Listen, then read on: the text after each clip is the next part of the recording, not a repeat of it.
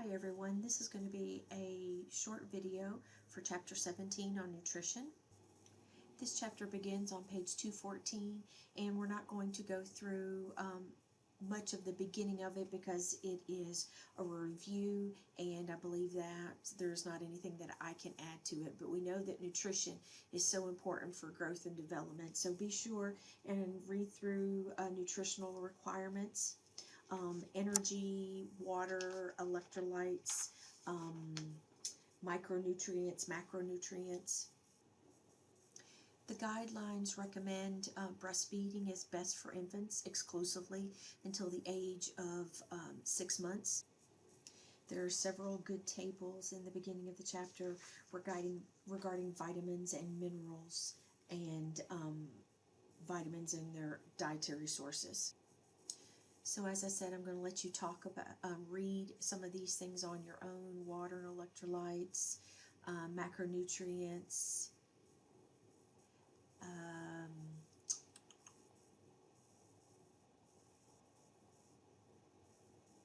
so let's next talk about the assessment of nutritional status in little ones. It's important to assess their nutritional status to determine if there's been any change in normal growth and development that is expected, and to make sure that their diet is adequate, and if there's any variables in their life that could be impacting their nutritional intake. Bright Futures offers several nutritional questionnaires, and on page 220 in that first paragraph there is a link to some of their nutritional questionnaires that you could use in practice. With any assessment, it's important that we ask questions such as the nutrition of mom during pregnancy, whether the baby's been breastfed or formula fed, cultural aspects, feeding abilities of the child, and then understanding the parents or the child's knowledge of food nutrition. Other things to consider are economic factors, who prepares the food, medications, dental concerns, if there's any illnesses going on, wound healing, infections, family history. In our assessment, it's important to do vital signs, plot out their development on growth charts, do BMI, complete physical exam. You may need to get hemoglobin and hematocrit, check iron stores, electrolytes, vitamins, check bone density. Remember, it's the parent's responsibility to provide healthful food to meet their nutritional needs, and it's the child's responsibility to decide what and how much of the healthful foods to eat. So we know that that can often cause some turmoil at mealtime. Our role is to guide both parents and children in making good decisions by trying to encourage mostly a plant-based diet, appropriate proportions, and exercise. Children like to mimic their parents and other adults, so it's important that parents are making conscious and knowledgeable choices on what they are eating, that they provide positive role models, that they help have structured meal times, have expectations at meal times, help have the children prepare meals, and provide adequate exercise, sleep, and rest. When you're having little ones that are having struggles with what they are being asked to eat, remember to counsel your parents not to force a child to finish a food or to be punished if not eaten. The appropriate comparison is 1 tablespoon of food per year as an amount. Appetites may vary and parents need to be aware of this. It's important that they try to avoid being a short order cook and not substitute snacks for meals. Be sure and review this box and this figure in this chapter, especially figure 17.1. It is a visual of My Plate for kids, and it's a tool to help families and children to become more knowledgeable on portion control and the balance of fruits and veggies, grains and proteins, and dairy. In this next section on age-specific nutritional considerations that starts on page 223, we'll start with newborns and infants, but we're going to move through quickly these sections because it's pretty clear-cut in the book. We know with newborns and infants they have periods of rapid growth, high calorie intake. During this time they need adequate fat For myelination of nerves, it's important to have appropriate vitamins, iron, fluoride at 6 months if it's not already found in the water. If breastfeeding is not possible, then there are a variety of infant formulas out there. And then the introduction to solid foods can begin at 6 months or baby-led. During the toddler and preschool periods, growth rate is slower and there is decreased energy needs based on this energy output of the body. If the child is eating a healthy balance of foods, vitamin and mineral supplements are usually not needed. At this time, these little ones are very interested in feeding themselves, being part of the family. In middle school, school-age children, middle childhood, they are more active and they're going to need more energy and protein to help build muscle mass. Eating habits are important at this time because of busy schedules, and there may be the tendency to skip meals. In adolescence, energy and protein is important due to increased growth, but in this time period, girls may be at an increased risk for iron deficiency based on their menstrual cycle. Eating habits will be influenced by social activity, increased independence, and often more time away from home.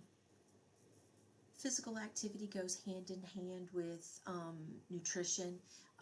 It's part of the balance of what goes in and what comes out.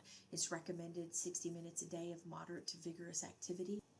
It mentions here vegetarian diets and the benefits of this, including lower obesity, heart disease, and rates of diabetes, but strict vegan diets may be deficient in protein, B12, iron, calcium, zinc, vitamin D.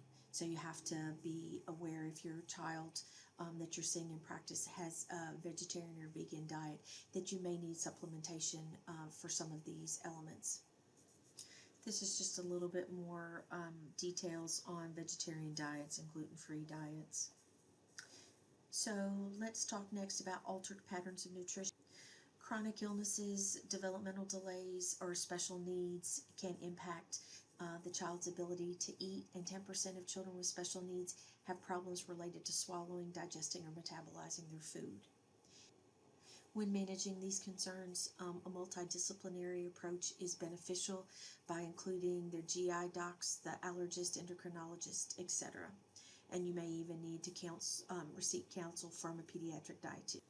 There are several disorders in children that may require increased caloric intake, inadequate weight gain and delayed growth, below the 10th percentile, conditions where there's activities increased, cerebral palsy, ADHD, hypermetabolic states, renal insufficiency, and oral motor impairment, low birth weight, medical treatments, malabsorption issues. Learning more about these conditions in your patient is important. Doing a detailed history, doing a thorough exam, checking their BMI, checking for feeding evaluations. May need to have diagnostic studies for failure to thrive. That may include CBC, chemistry, UA, stool studies, and thyroid studies. Management will be based on the underlying cause. Tube feedings or parenteral feedings may be needed. On the flip side, now let's talk about some disorders requiring decreased caloric intake. These may put a child at being at risk for being overweight. It's important to get good history, and for these children to get a level of physical activity and get a good diet recall. It's also important to speak with them about any concerns or attitudes about weight. Doing a thorough physical exam and taking body measurements is important. Part of the management of these conditions is ensuring that they have adequate nutrition without excessive intake, encouraging regular physical activity, and based on the condition, being able to monitor what foods are being taken in, and being very supportive for parents during these times. Next, let's talk about disorders requiring restricted or supplemental diets. Nutritional status may be at risk if hormones or activity necessary for metabolism are limited or produced in excess, or if there's malabsorption of nutrients. On table 17-6 on page 229, there are different conditions that affect nutrition in children. I encourage you to review those. These could include inborn errors of metabolism, genetic issues, autoimmune diseases. Disorders requiring restricted or supplemental diets are going to be based on the specific disorder, so I'm going to encourage you to consult your book on the details of those. In obesity or overweight, we know that these children can have excessive adipose tissue. Their BMI to weight for height ratio is altered. They're considered above the 95th percentile. We know there's a rapid rise in obesity between the 1960s and the 2000s, where things have worsened, and we're seeing an increased overweight obesity numbers in infants and toddlers.